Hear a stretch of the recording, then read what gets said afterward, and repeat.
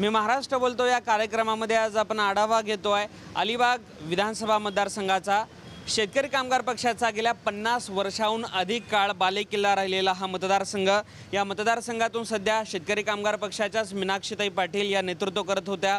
यावेळी उमेदवारी बदलण्यात आलेली आहे। पंडित शेठ पाटील या ठिकाणी शेकापचे उमेदवार आहेत। आपण इथल्या शेकापच्या कार्यकर्त्यांशी चर्चा करणार आहोत। उमेदवार स्वतः पंडित शेठ पाटील सुद्धा आपल्यासोबत आहेत, त्यांच्याकडनंही आपण जाणून घेणार आहोत। सुरुवात करतोय मी इथल्या काही स्थानिक कार्यकर्त्यांकडून। शेकापच्याच आमदार या ठिकाणी होत्या। कोणती महत्त्वाची कामं या 5 वर्षांमध्ये आमदारांच्या माध्यमातून झाली आणि विधानसभेला जाताना एक पक्षाचे कार्यकर्ते म्हणून किती आत्मविश्वास आहे? ह्या वेळेला आत्मविश्वास म्हणजे सर्व कामं जी आहेत ती फक्त शेका पक्षानेच केलेली आहे। एक ग्रामीण भागामध्ये महत्त्वाचा प्रश्न अलिबाग तालुक्यामधला हा पाण्याचा प्रश्न आणि सगळ्यात एक प्रत्येक गाव एका जिल्हा परिषद मतदारसंघामध्ये 10-10 कोटीची नुसती पाण्याची कामं आमची झालेली आहेत। सगळ्या पाण्याची योजना आणि आमच्या भगिनींचा जो हंडा आमचा कमरेवर आणि डोक्यावर सर्व उतरवलेला आहे। प्रत्येकाच्या घरोघरी नळ आणि घरामध्ये पाणी पोचलेलं आहे। अनेक विविध कामांचा आढावा या ठिकाणी घेतला जातोय। मात्र यावेळी विधानसभेला सामोरं जाताना कोणते महत्त्वाचे मुद्दे तुम्ही लोकांच्या समोर घेऊन जाणार आहात आणि एक ब्ल्यूप्रिंट या मतदारसंघासाठी तयार आहे का? आज अलिबाग तालुका हा मुख्यतः MMRDच्या क्षेत्रामध्ये येतो, पण शासन जाणीवपूर्वक या शहराला त्या योजनेअंतर्गत निधी उपलब्ध करून देत नाही।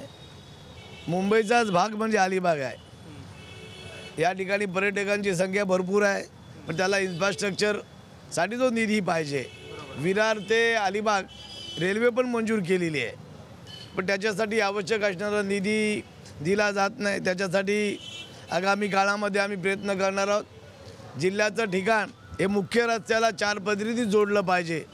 याच्यासाठी आमदार मीनाक्षी पाटील आणि जयंत पाटील यांनी प्रयत्न केले, तो रस्ता देखील मंजूर झालेला आहे।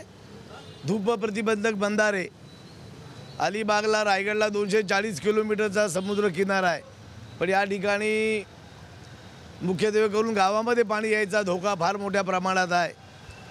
आमदार मीनाक्षी पाटील यांनी त्यांच्या कार्यकालामध्ये नौखारमध्ये धूपपती बंधारे बांधले, राहिलेले बंधारे देखील बांधण्यासाठी मी निश्चित आगामी काळामध्ये प्रयत्न करणार आहे। काही युवक कार्यकर्ते सुद्धा आपल्यासोबत आहेत, त्यांच्याकडनं आपण जाणून घेणार आहोत कोणते महत्त्वाचे मुद्दे यावेळी विधानसभा निवडणुकीसाठी तुम्हाला महत्त्वाचे वाटतात। युवकांच्यासाठी रोजगाराच्या संदर्भातील संधी वगैरे किंवा तसं मुद्दे? रोजगारामध्ये म्हटलं गेलं तर थोडेफार शिक्षणामध्ये वगैरे व्यवस्थित आहे पक्षांनी जे कार्य केलेलं आहे त्याच्याप्रमाणे, पण थोडंफार नोकरीचे पण मुद्दे आहेत, तेही भारतीय चालूच आहेत, अजूनही पुढे होणारच त्या। अजून काही युवक आहेत, थोडक्यामध्ये काय प्रतिक्रिया द्याल? विधानसभेला कोणते मुद्दे तुम्हाला एक युवक म्हणून महत्त्वाचे वाटतात? तरुण पिढीसाठी सोयीसुविधा उपलब्ध व्हाव्या हीच आमची इच्छा आहे। तरुण पिढीसाठी सोयीसुविधा उपलब्ध व्हाव्यात अशी इच्छा आहे। अजून काही कार्यकर्ते आहेत, काय महत्त्वाचे मुद्दे तुम्हाला या विधानसभेला वाटतात? शेका पक्षाने आजपर्यंत सगळी रोजगाराची संधी जिल्हा परिषद ह्याच्या माध्यमातून लोकांना उपलब्ध करून दिलेले आहेत आणि त्यासाठी पंडित शेठ स्वतः जातीने लक्ष देत आहेत। नक्कीच संभाव्य तुमचे जे लोकप्रतिनिधी इथून जे जातील त्यांनी कोणत्या प्रामुख्यानं मुद्द्यांवर या ठिकाणी लक्ष केंद्रित करायला हवं? आता मुंबईपासून अलिबाग हे जवळ आहे आणि ते सगळ्या मार्गांनी जोडलं जावं एवढंच मुद्दा, आणि ते पंडित शेठ पाटील येत्या त्यांच्या कालावधीमध्ये पूर्ण करून टाकतील। अलिबाग हे सर्व मार्गाने जोडलं जावं असा एक मुद्दा आहे। शेवटाकडे पुन्हा एकदा इथले उमेदवार जे आहेत पंडितजी पाटील त्यांच्याकडे मी येतो आहे। सर, अनेक विविध लोकोपयोगी कामांचा दाखलासुद्धा या ठिकाणी सगळे कार्यकर्ते काही सर्वसामान्य नागरिक पण देतात, पण अपेक्षासुद्धा भरपूर आहेत। तरुण पिढीच्यासाठीच्या सोयीसुविधा विशेषतः पर्यटनाच्या माध्यमातून कशा पद्धतीनं रोजगाराच्या संधी उपलब्ध करता येतील त्या अनुषंगाने काही एक विकास आराखडा तयार आहे?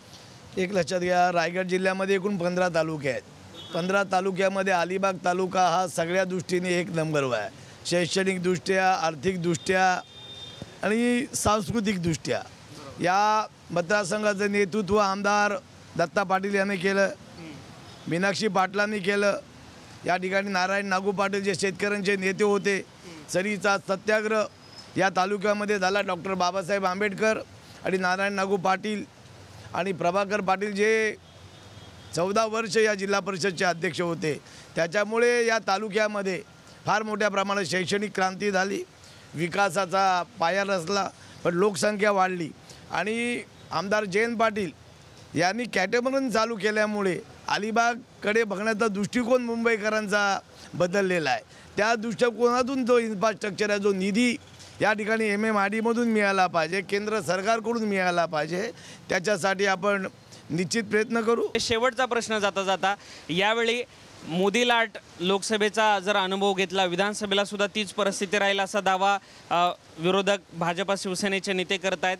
इथं आव्हान कोणतं राहील, काँग्रेसचं की शिवसेना भाजपचं? रायगड जिल्हा हा पुरोगामी विचारसरणीचा जिल्हा आहे. आताचे जे खासदार विद्यमान निवडून आलेले आहेत ते केवळ 2,000 मतांनी निवडून आलेले आहेत. बाकीचे त्यांचे खासदार 4 लाख 5 लाख मतांनी आलेले आहेत. इथे लोक कामाला मतदान करतात.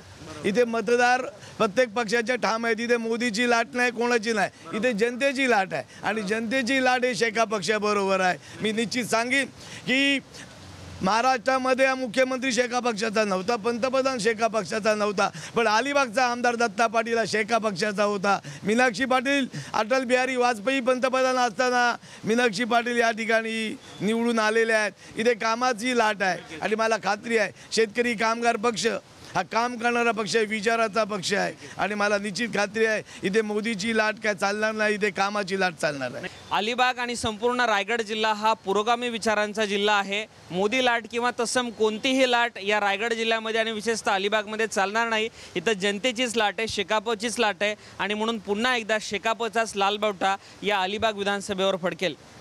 कॅमेरा पर्सन नितीनसह मंगेश चिवटे, साम TV, अलिबाग.